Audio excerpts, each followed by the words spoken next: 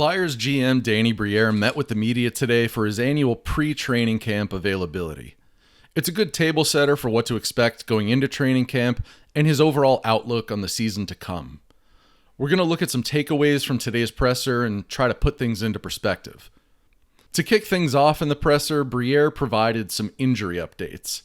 In regards to Rasmus Ristolainen, he reiterated what we knew all along, which is that he wouldn't be ready to start this season, but everything seems to be looking good and trending in the right direction. Briere gave a rough estimate that Risto would probably be back in about 1.5 to 2 months into the season. With Tyson Foerster, Briere said that they should be able to remove his non-contact jersey within the first week of training camp and start testing his elbow injury against more physicality. Briere was careful in his comments though, saying hopefully they can get him in some preseason games. Briere was asked for some specifics on what still needed to be cleared with Foerster, and he had this to say. It's testing it, and our trainers want to go through the process. They wanted to protect him as long as possible. He's starting to test it early in camp. We don't want to just throw him out right away. We want to, they have a process in place and steps to go through. And the other thing too is, there's in a gym, a lot of things he couldn't do. So his training was set back a little bit. So it's making sure that the strength matches, and giving him a few extra weeks to, keep that or catching up with that strength in his arm to make sure, it doesn't go the wrong way, I guess. In regards to Jetlachenko, Briere was pretty brief, saying simply that he'd be a full participant in the main training camp that starts Thursday. And finally, as for Oliver Bonk, Briere said that he was slated to play in the rookie games against the Rangers, but something upper body popped up. Bonk had some imaging done this morning, and they're just waiting for doctors to give him an update once those come back. All in all, there's nothing too alarming coming from these injury updates. The hope is that Bonk's imaging comes back looking good, and with Foerster, you hope he had enough extra time to get some training in, and that he looks fine once his non-contact jersey is removed. The next notable discussion from the press conference was Briere's perspective on open roster spots on the NHL team. When asked if he thought there were spots open, Briere said he believes that there's a few that are open for the taking. In the rookie games, I thought Grabenkin and Bump looked good. So, they're going to be some of the guys pushing. Obviously, Jet Luchenko is in that mix.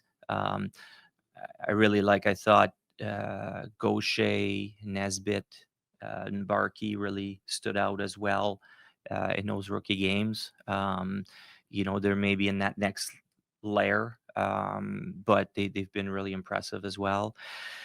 And on defense, it's interesting. Grans and Andre Bunk was going to be in that. I don't know. We're waiting to see, but he's in that mix as well.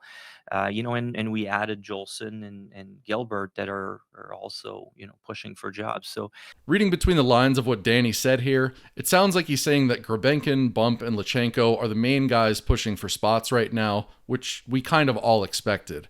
And guys like Gaucher, Nesbitt, and Barkey are in that next layer below.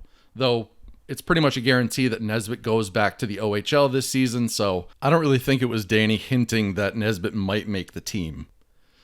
Briere also offered his outlook on the defense as well, first citing Grans, Andre, and Bonk, then mentioning the free agent vets they signed this season in Noah Juulsen and Dennis Gilbert as pushing for jobs. Training camp will go a long way in cementing the depth chart and who's above who, but right now it seems like this is how Danny sees things going into main camp. Moving on, another takeaway was the goalie situation this season. Briere said that the Fedotov trade freed up some cap space, but it sounds like the more important aspect of that trade was clearing up playing time for Carson Bjarnason and Alexei Kolosov. Briere noted that Bjarnason is now a pro and they want him to develop, and Fedotov being moved out clears a path for Bjarnason to play more. Briere also said straight up that Kolosov is the clear number 3 in the depth chart this year, and that it's important for him to play a lot of games this year. As for any worry about him going back to the KHL, Danny said that is not a worry of his. Finally, the last significant discussion point was around expectations for the season. Danny echoed the sentiment he shared at his end of season presser in April, namely that he's excited for the internal competition for roster spots. Similar to what Keith Jones and Dan Hilferty had to say last week, Danny said that the hope and the message is for the players and the team overall to take a step forward this year. And while the front office's mind is focused on building and not subtracting from the roster from this point forward, Danny did have this to offer when he was asked, what happens if you guys don't? What happens if you don't take a step? If you're again in the bottom 5 of the league, you've mentioned about how you guys are done subtraction mode. But if you guys don't take a step, do you get back into subtraction mode? We might have to. I mean, it's not off the table. It's not what we're, I guess, looking to do at the moment. We want to keep helping the team improve and put him in a position to take a step forward. But yeah, the players will decide. And we've said that from day one. The players will have a big say in that. All of which is to say that Danny is once again being consistent in his messaging from day one. The players will determine the timeline for this rebuild. Finally, just a few quick hitters from Danny that I wanted to mention. He said he believes Cam York has much more to his game, and said he believes he's closer to his game from 2 seasons ago as opposed to what he showed last season. He also said he thinks that Vladar being around should help protect Urson in the long run, which kind of implies the goalies last year weren't doing that for Urson, but not that that's a huge revelation or anything. And finally, Danny provided some clarity on Carter Hart, which should definitely shut the door on that discussion. So the only comment I'll make on that is that his representative, Judd Moldaver, has reached out and kind of told us that in light of everything that happened in the last year and a half with Carter, they felt and Carter felt that it was better for them to look for a fresh start.